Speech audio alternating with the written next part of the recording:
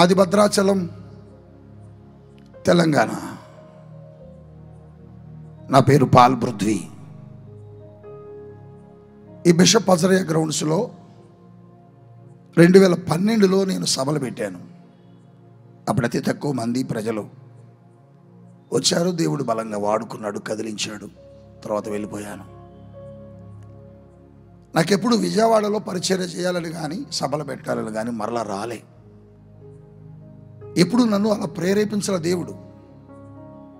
కానీ 2022లో 2019లో నేను ఉపవాసం ఉన్నప్పుడు దేవుడు నాకు చెప్పారు విజయవాడ వెళ్ళని. నేను వచ్చిన తరువాత విజయవాడ ప్రారంభిద్దాము ఇట్లా పరిచర్య అనుకుంటున్నప్పుడు కరోనా ప్రారంభమైంది. కరోనాను బట్టి నేను ఇక చేయలేకపోయి వెళ్ళిపోయాను.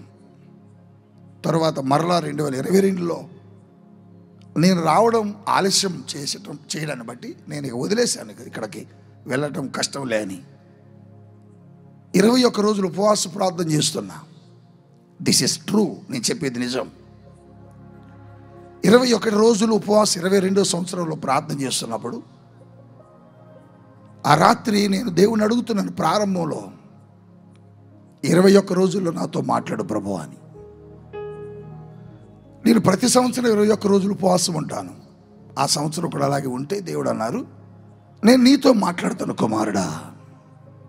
మొదటి రాత్రి మొదటి దినం ఆయన సన్నిధి నేనున్న గదిలోకి రాలే. నాకు ఆయన స్వరం వినపడలే. బాగా ఏడ్చి 2వ రోజు కూడా అదే అడిగాను. 2వ రోజు కూడా రాలే. 3వ రోజు కూడా అడిగాను. నాతో దేవుడు అంటున్న మాట ఏంటంటే, నీతో మాట్లాడతాను, నువ్వు అక్కడే ఉండు, నీకు నేను ఏం చెబుతాను నువ్వు అది చెయ్యి అన్నాడు. 3 అయింది, 4 అయింది, 5 అయింది, 6 అయింది. నాకు ఒక నిరాశ, దేవుడు నాతో మాట్లాడట్లేదు, నా ఉపవాసం ఏమైనా వ్యర్థమైపోద్దా అని ఒక భయం. ఈ రీతిగా దేవుని సన్నిధులు కనిపెట్టుకుని 6వ దినం పూర్తి చేసుకున్నా. 7వ దినం ఉపవాస ప్రార్థనకు వెళ్ళగానే పరిశుద్ధాత్మ దేవుడు నా గదిలోకి వచ్చారు. నేనున్న స్థలం దగ్గరకు వచ్చి లోపల భాగంలో, కుమారుడా నేను నీతో మాట్లాడతాను ఈ దినం అన్నారు. నేను మీరు అనుకున్నట్లు నేను కూడా అడిగాను దేవుణ్ణి, ఇలాగే అంటున్నావు, నా దగ్గరకు వస్తున్నావు కానీ మాట్లాడకుండా వెళ్ళిపోతున్నావు. ఏం ప్రభువా, నీకు విరోధంగా ఏమైనా ఉన్నానా? నీ సన్నిధులు నీకేమైనా దుఃఖకరమైనగా ఆయాసకరంగా నేను ఎక్కడైనా ఉన్నానా? నువ్వెందుకు నాతో మాట్లాడేటలే అని అడిగితే దేవుడు కాదు నీతో మాట్లాడతాను అన్నాడు. సరే నాతో నువ్వు మాట్లాడు అన్నాను. 7వ దినం సాయంత్రం 6 గంటల దాకా నేను అదే ప్రార్థన. ఆ రోజు ఉపవాస ప్రార్థనలు కనుక దైవజనులు సంఘంలోకి వెళ్తున్నారు ప్రార్థన నడిపించడానికి.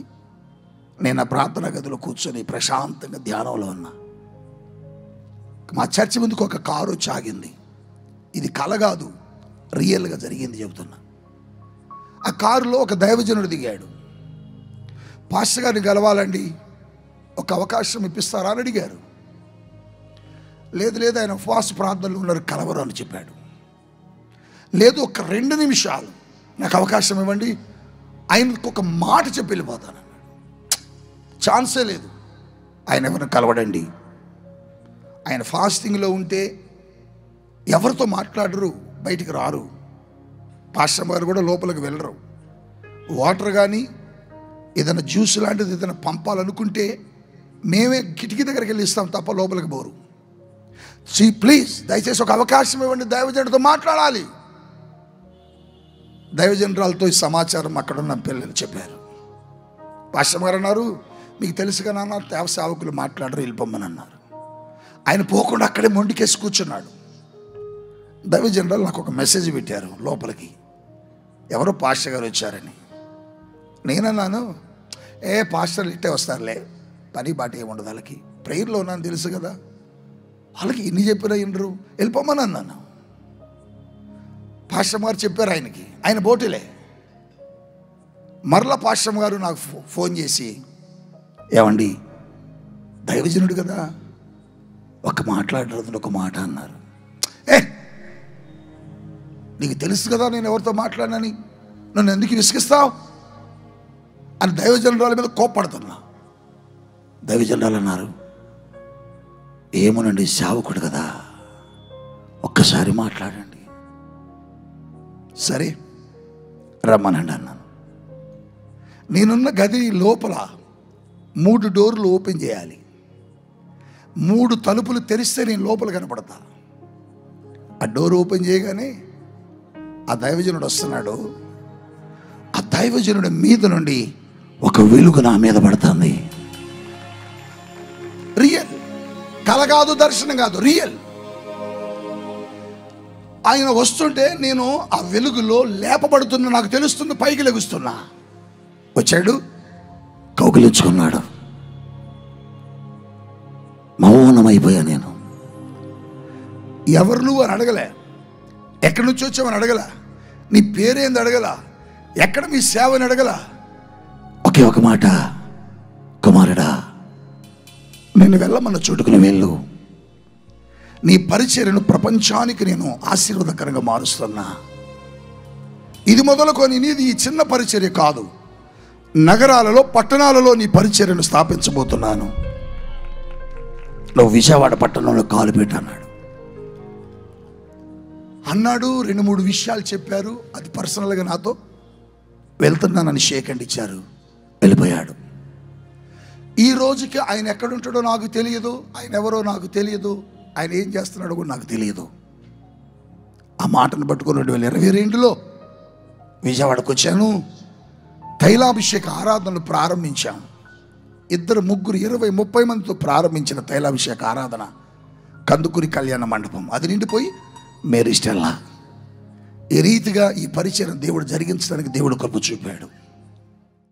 నేను రక్షించబడిన రక్షణ విధానం భయంకరం. నేను ఒక భయంకరమైనటువంటి పాపము, నేర జీవితం చేసిన వ్యక్తిని. నాతో పాటు ఖైదీలను 3 ఎన్కౌంటర్ చేశారు పోలీస్ అధికారులు. నన్ను కూడా పోలీస్ అధికారులు తీసుకుని వెళ్ళి ఎన్కౌంటర్ చేయడానికి సిద్ధపరుస్తున్న చివరి గడియ పరిశుద్ధాత్మ దేవుడు నాతో మాట్లాడి నన్ను విడిపించారు. ఆ రోజు నుంచి దేవుని కొరకు నేను బతుకుతున్నాను, దేవుని కొరకు సువార్తను ప్రకటిస్తున్నాను, దేవుని పరిచర్యలు ముందుకెళ్తున్నాను. నా ఆశ, నా తపన, నా కోరిక, నా ప్యాషన్ ఏంటంటే నశించిపోతున్న ఆత్మలను ప్రభు దగ్గరకు తీసుకురావాలి. పాపములో ఉన్న వ్యక్తులను పరిశుద్ధపరిచి దేవునితోటి తిప్పాలి. క్రీస్తు ప్రభు ఎవరో ఈ ప్రపంచానికి నా ద్వారా తెలియచేయాలి. నన్ను రక్షించిన యేసు నిజమైన వాడని,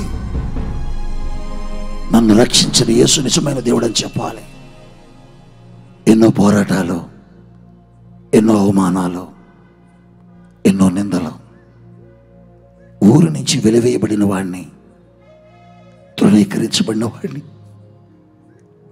ఆకలి కొరతలతో, ఆకలి బాధలతో ప్లాట్ఫామ్స్ మీద నిలబడి అడుక్కు తిన్నాను సేవలో. ఆఖరికి ఆకలి బాధలు తట్టుకోలేక మీ ముందు నిలబడిన ఈ పాల్పృథ్వీ ఒకప్పుడు లారీ క్లీనర్గా వెళ్ళాడు. ఆకలి తట్టుకోలేక లారీ డ్రైవర్ అన్నాడు, నాతో వస్తే నీకు మంచి భోజనం పెడతా అన్నాడు. ఆశపడి ఆకలితో భోజనం పెడతాడని లారీ క్లీనర్కి వెళ్ళా. ఆయన మోసం చేశాడు. ఆకలేసి రోడ్డు మీద హోటల్స్ దగ్గర నిలబడ్డా, ఫుట్పాత్ మీద ఇడ్లీ బండి దగ్గర నిలబడి అనుకున్నా. 7 దినాలు ఆకలేసింది. ఒక రోజు బాగా ఒక ఇడ్లీ బండి దగ్గర ఆగి అన్న 2 ఇడ్లీ పెట్టవా అని అడిగా. నీకు 2 ఇడ్లీ పెట్టాలంటే కొద్దిసేపు ఉండు అన్నాడు. నా దగ్గర డబ్బులు లేవన్నా అని చెబితే, నీకు పెడతా ఉండు తమ్ముడు అన్నాడు. ఆ బండి దగ్గర నిలబడితే ఆయన రాత్రి 11 గంటల వరకు ఆయన బిజినెస్ చేసుకునే వరకు నిలబెట్టాడు. ఆ గ్యాప్లో నన్ను ఏం చేయమన్నాడంటే, ఈ తిన్న ప్లేట్లన్నీ కడుగుతా ఉండు తమ్ముడా, వెళ్ళేటప్పుడు నీకు మంచి ఇడ్లీ ఇస్తానన్నాడు. 2 ఇడ్లీ కోసం అక్కడికి వచ్చే ఇడ్లీ తినే వాళ్ళ ప్లేట్లన్నీ కడిగా. కష్టపడ్డా. దేవుడు అన్నాడు, ఒక దినాన నిన్ను ప్రపంచానికి దీవెనకరంగా మారుస్తా అన్నాడు. నీ ద్వారా నేను కదులుతాను, అద్భుతాలు చేస్తాను. ఎక్కడ అవమానించబడ్డావు, ఎక్కడ నిందించబడ్డావు, అక్కడ నిన్ను హెచ్చిస్తానన్నాడు. ఇది విజయవాడ సిటీలో రోడ్ల వెంట తిరిగా, ఇదే విజయవాడ సిటీలో ఫుట్పాత్ల మీద అడుక్కు తిన్నా, ఇదే విజయవాడ సిటీలో PWD గ్రౌండ్స్లో 1996లో DGS దినకరణ గారి సభల్లో నిలబడి ఉంటే ఏడుస్తున్నాను, పాపము చేశాను అని పశ్చాత్తాపడుతున్నాను, దుఃఖపడుతూ కన్నీరు గారుస్తుంటే దైవజనుడు, అపోస్తులుడు, ప్రవక్త దినకరణ గారి ద్వారా అదే PWD గ్రౌండ్స్లో దేవుడు నన్ను పిలిచాడు. నా జీవితాన్ని మార్చాడు, నా బ్రతుకును మార్చాడు, నా స్థితిగతులు మార్చాడు, నా పాప శాప జీవితాన్ని కడిగేశాడు. ఎందుకు ఈ విజయవాడ మీద నాకు ఎంత ప్రేమ అంటే, ఈ పట్టణాన్ని దేవుడు నాకు ఇస్తానని మాటిచ్చాడు. ఈ పట్టణంలో అనేకులను నీకు అప్పగిస్తానని ప్రమాణం చేశాడు. ఈ పట్టణంలో రక్షించవలసిన వారు చాలా మంది ఉన్నారని దేవుడు నాకు చెప్పాడు. అందుకోసమే ఈ ప్రయాస. అవును సోదరుడా, ఎక్కడో భద్రాచలం అండి మాది. భద్రాచలం నాది సొంత ప్రాంతం కాదు, నాది సొంత ప్రాంతం ఆంధ్రానే, మీ జిల్లానే, ఈ కృష్ణా జిల్లానే. నేను కృష్ణా జిల్లా వాడిని, నేను విజయవాడకు సమీపాన్ని ఉన్నవాడిని. కానీ దేవుడు నాతో మాట్లాడితే తెలంగాణ వెళ్ళిపోయాను. అడవి ప్రాంతం, కోయ, లంబాడి ప్రజల మధ్య నా సేవ, బీద ప్రజల మధ్య నా సేవ. ఆ సేవలు కొనసాగుతూ ఉండగా దేవుడు నన్ను అంచెలంచెలుగా వృద్ధి చేసి ప్రపంచానికి దీవెనకరంగా పలు దేశాల్లో పరిచయం జరిగించడానికి దేవుడు కృప చూపాడు. గట్టిగా హల్లెలూయా.